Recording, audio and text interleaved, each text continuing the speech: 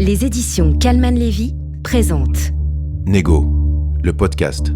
À l'occasion de la parution du thriller Négo, un livre de Laurent Combalbert chez Kallman Lévy Noir. Laurent Combalbert est négociateur et écrivain.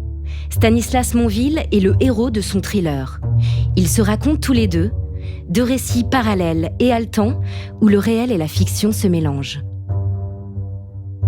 Deuxième épisode.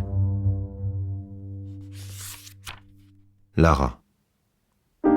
Je me souviens de sa petite tête toute cabossée. Dehors, il faisait froid pour un mois d'avril, mais le ciel était limpide. Rien ne bougeait. Pas un souffle de vent. Dedans, on s'affairait autour de nous. Ça m'avait même rappelé des souvenirs d'opérations spéciales. Des gestes précis et rapides, des visages concentrés, pas la moindre concession à la fébrilité. Elle avait mis des heures à sortir, à venir dans ce monde où nous l'attendions avec impatience. Finalement, il a fallu la sortir au forceps, et son crâne, au moment où pour la première fois j'ai pu la prendre dans mes bras, était tout déformé. Son œil gauche était mi-clos, comme celui d'un boxeur.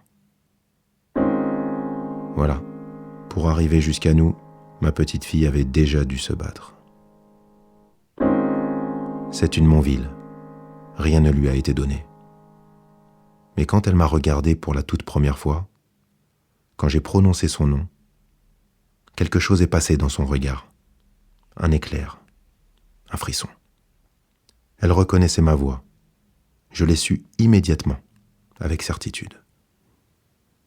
Elle me connaissait, comme personne d'autre ne me connaîtrait jamais. C'est ce regard qui me suit partout, depuis.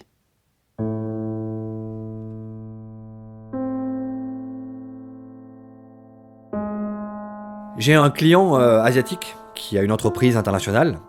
On se voit dans un bel hôtel parisien, l'hôtel où il descend d'habitude. Et là, il me reçoit dans sa chambre, ce qui n'est pas son habitude. D'habitude, on se voit dans le petit salon qui est en bas.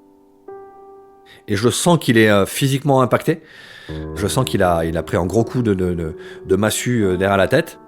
Et donc, je le laisse venir, je pose assez peu de questions, j'attends que lui vienne me parler. Et donc, il me parle de l'importance de la famille pour lui, que ça l'a aidé à se construire, que ça l'a aidé à faire son business. Donc, il tourne un peu autour du pot.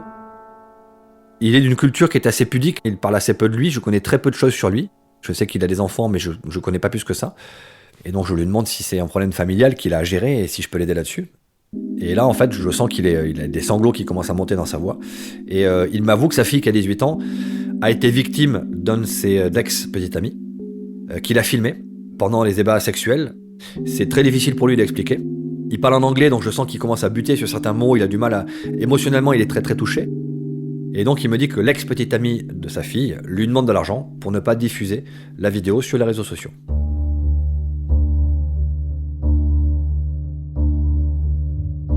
Là on est clairement dans une extorsion très personnelle, une extorsion qui peut, dans le pays dans lequel il vit, le statut familial est très important et je pense que ça peut clairement le laminer et également sa fille bien évidemment.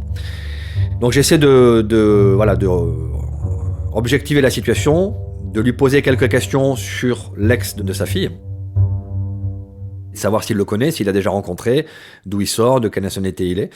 Et donc là, je sens qu'il a du mal à donner des infos. Il me dit qu'il a besoin de se reposer quelques minutes, que c'est un moment très difficile pour lui et qu'il me demande si je peux revenir dans un petit quart d'heure, de le laisser juste aller se rafraîchir. Donc c'est ce que je vais faire, je vais le laisser et j'essaie d'objectiver l'analyse de situation et de savoir quelles questions je vais lui poser quand il va revenir. J'ai besoin d'avoir de l'information sûre. J'ai besoin du nom. J'ai besoin de la façon dont il a demandé l'argent, combien il a demandé. Est-ce qu'il est tout seul? Est-ce qu'il pense que cette personne a des complices avec lui? Histoire de faire son environnement et de savoir si on a face à nous un abruti qui va essayer de récupérer de l'argent ou quelqu'un qui a sciemment organisé cette extorsion. Donc ça dure un petit peu plus d'un quart d'heure. Je reste dans le petit salon, le petit vestibule de sa chambre. Il va revenir, il va s'excuser longuement en me disant que malheureusement il est très, très touché par ce qui se passe. Et on va aller chercher du renseignement sur la personne en question. Donc il a son nom, il a son prénom. Il ne sait pas depuis combien de temps il a eu une relation avec sa fille. Sa fille ne veut pas parler, elle est complètement prostrée, elle refuse de donner des informations, donc c'est compliqué, c'est difficile. Ça se passe dans un pays où j'ai pas beaucoup de réseaux, j'ai pas beaucoup de moyens d'avoir de l'information, et lui ne va pas beaucoup m'aider parce qu'il a pas envie que ça se sache. Il peut pas faire appel à la police locale, évidemment, parce que ça va se savoir. Il peut pas faire appel à des enquêteurs locaux, le risque que ça se sache est très important. Je pense qu'il me fait confiance parce qu'on se connaît suffisamment pour qu'il sache que je connais mon job, mais on se connaît suffisamment peu pour qu'il puisse aussi me dire des choses qu'il dirait pas à des gens qui sont proches de lui. Je lui dis, j'ai jamais géré ce type de crise, mais je sais gérer ce type de criminel. Je vais faire le maximum que je peux pour vous aider. J'ai besoin de savoir plusieurs choses sur votre fille. Et donc là, les questions difficiles arrivent. Est-ce qu'elle se drogue ? Donc il me dit non, ma fille s'est jamais droguée. La personne vous a dit qu'elle prend de la drogue. J'ai besoin de voir si la vidéo est vraie. Donc j'ai besoin d'avoir cette vidéo. Est-ce que vous avez cette vidéo ? Et donc il me dit que oui, il a la vidéo, qu'il n'a pas voulu la voir, mais qu'il a la vidéo. Beaucoup de sanglots dans sa voix dès lors qu'il parle de ça. Donc je pense qu'il l'a vu et que ça l'a extrêmement marqué, extrêmement choqué. Donc cet homme sera choqué à vie de toute façon. Je ne peux pas compter sur lui pour avoir toutes les informations dont j'ai besoin ou une information objective. Je lui demande une photo de sa fille pour m'assurer que c'est bien elle. Et quand je lui dis, mais vous êtes sûr que c'est elle ? Il me dit, oui, je suis sûr que c'est elle. Donc c'est là que je sais qu'il a vu la vidéo auparavant. Et c'est aussi pour ça qu'il est impacté. Donc je vais regarder la vidéo. Une sextape très engagée où on voit la jeune fille qui prend un rail de cocaïne. A priori, c'est un rail de cocaïne. On voit bien que c'est elle. Et enfin, il vous livre son intimité. Vous êtes en train de voir une vidéo de sa fille qui couche avec deux hommes. Enfin bon, c'est assez marquant quand même. Les deux hommes sont pas masqués, mais font en sorte qu'on voit pas complètement leur visage à la vidéo.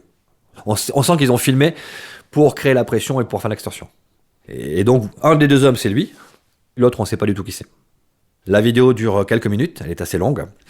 Et on va essayer de voir si elle a déjà été soit diffusée, soit si la personne qui fait l'extorsion a déjà fait ce type d'affaire. Donc il faut que je contacte un de mes négociateurs qui va faire une recherche sur le nom de cette personne. C'est quelqu'un qui est capable d'aller chercher des informations sur le net officiel, sur le dark web, qui sait, avec un nom, avec une date de naissance, arriver à remonter les réseaux d'une personne. Ce qui m'intéresse, c'est de savoir où est la vidéo, la teneur de la menace. Est-ce qu'il a menacé de la diffuser sur tel site de vidéo en ligne ? Est-ce qu'il a menacé de la diffuser aux amis de la famille ? Et est-ce qu'on peut faire quelque chose pour récupérer la vidéo sans payer ? Est-ce que techniquement, on peut remonter son matériel informatique, on peut remonter son téléphone pour savoir si la vidéo serait sur son téléphone ? Alors ma crainte, c'est qu'on ait face à nous un vrai criminel, ou quelqu'un qui tourne dans les réseaux mafieux par exemple. Il se trouve qu'assez rapidement, on voit que c'est pas le cas. C'est un gamin d'une famille bourgeoise qui a l'habitude d'avoir de l'argent, qui a profité de l'occasion pour jouer les caïds, qui a une vingtaine d'années, donc qui n'est pas beaucoup plus vieux que sa fille, et qui va profiter de la situation pour faire chanter le père et récupérer de l'argent. Donc là, qu'est-ce qu'on fait ? Est-ce qu'on prévient les autorités ou pas ? Et mon client me dit surtout pas, on prévient personne. Donc je lui dis, est-ce que vous voulez payer ? Il me dit, je suis prêt à faire tout ce qu'il faut pour que la vidéo ne soit pas diffusée, y compris payer si c'est nécessaire.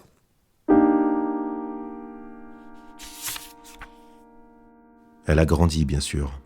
Elle vient d'avoir 19 ans. Ses yeux ont perdu le gris des nouveau-nés.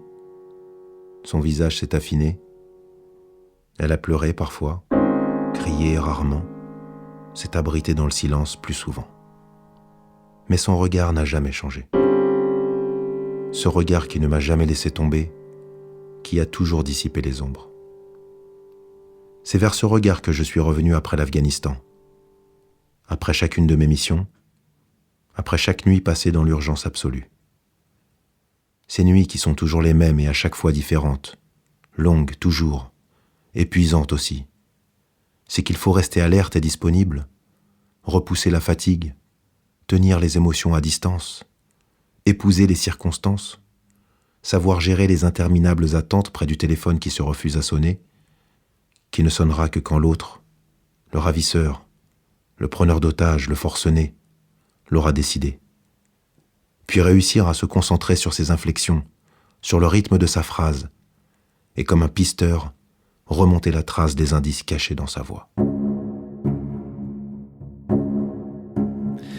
Le père va rentrer en contact avec lui par email, lui dire qu'il est prêt à faire ce qu'il faut pour que cette vidéo disparaisse. On va lui conseiller 2-3 tournures, notamment s'assurer qu'il n'y a qu'une seule vidéo et que s'il paye, il est certain que cette vidéo ne sera pas diffusée. Donc il demande une somme d'argent finalement qui n'est pas très importante. Il demande l'équivalent de 200 000 euros, ce qui pour ce type de cas et pour ce type de client n'est pas quelque chose de très important. On joue un petit peu ce qu'on joue dans toute négociation au principe de résistance. Indiquer que 200 000 euros, ça va être difficile à obtenir en cash, mais on pourrait lui remettre non pas 200 000 euros, mais des objets de valeur qui ont à peu près cette valeur-là. Donc le client lui propose une montre qui tourne autour de ce prix-là. Il saute sur l'occasion et il accepte. Ça nous arrange, ça évite de sortir de l'argent. Donc là, on va rentrer dans une négociation qui n'est pas une vraie négociation. C'est une négociation qui a pour objectif de tendre en piège et de le faire interpeller. On sait que ce jeune fait ses études dans un pays européen et que j'ai par contre dans ce pays quelques contacts sur lesquels on va pouvoir s'appuyer. C'est pas quelqu'un qui est digne de la confiance qu'on peut accorder à un professionnel. Quand vous avez un kidnappeur qui connaît le job, vous savez que vous payez, vous récupérez l'otage et la situation s'arrête. Là, on est sur une information qu'il peut avoir dupliquée assez facilement, pour laquelle il peut vous demander une première rançon, puis une deuxième, puis une troisième, et ensuite c'est la course à l'échalote, ça s'arrête pas. Donc on va partir du principe que la meilleure des solutions, c'est de lui laisser penser qu'on va le payer pour finalement le faire interpeller. Et je vais contacter un de mes correspondants sur place pour lui dire que je vais peut-être avoir besoin d'engager son service d'investigation de police sur une opération d'extorsion dont la remise pourrait se passer dans son pays. Et donc, on organise la remise de cette montre par le père. On va donner le rendez-vous dans une chambre d'hôtel à cette personne-là, donc la capitale de ce pays en question. L'organisation va se mettre en place. Là, je sens que le père est très tendu. La crainte que j'ai, c'est que il saute sur l'individu et qu'il essaie de faire vengeance lui-même. Donc on lui explique que notre intérêt, c'est que la police locale puisse l'interpeller dans les meilleures conditions qui soient. On prend le risque qu'il y ait une copie de la vidéo qui soit quelque part et qu'elle sorte ensuite. Mais quand on voit le profil du jeune qui est en face de nous, la façon dont il va communiquer, la façon dont il a sauté sur l'opportunité d'avoir cette somme d'argent avec une faible négociation derrière et de pouvoir revendre cette montre, on se dit qu'on a affaire à un amateur. Et effectivement, c'est ce qui va se passer. La police va venir l'interpeller dans l'hôtel. Le gamin s'est effondré. Il a complètement craqué. Il a donné la source de la vidéo. Il y avait une copie sur un ordinateur et une copie sur le téléphone sur lequel il avait fait l'enregistrement. Et donc, on a réussi à résoudre assez rapidement cette opération et organiser cette interpellation par la police. Donc, ce qui était marquant dans cette négociation, c'est de voir à quel point quelqu'un de puissant, quelqu'un qui a l'habitude de discuter de millions de dollars dans son business, peut être complètement déstabilisé, perdu et perdre même ses réflexes de base dès lors qu'il est impacté personnellement. Je peux le comprendre, évidemment. Cette simple vidéo de quelques minutes a eu un impact beaucoup plus fort sur ce dirigeant que si c'était la captation de son fichier client ou de données technologiques sensibles. On touchait à son intimité, on touchait à sa fille et on touchait aussi à sa réputation.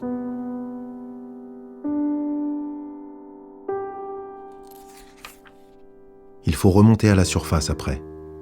C'est comme s'orienter dans le brouillard, comme chercher la surface tout au bout de l'apnée. Mais brusquement, dans une décélération brutale. Il faut revenir à moi-même, au mien, à ma fille.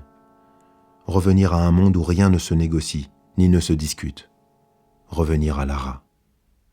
Je leur ai dit, s'en prendre à l'un de mes proches me ferait certainement faire des choses terribles. À suivre. Négo, le podcast. À retrouver sur kalmanlevy.fr et sur toutes les plateformes de podcast. À l'occasion de la parution du thriller Négo, un livre de Laurent Combalbert chez Calman Lévy Noir. Abonnez-vous pour ne rien manquer des prochains épisodes.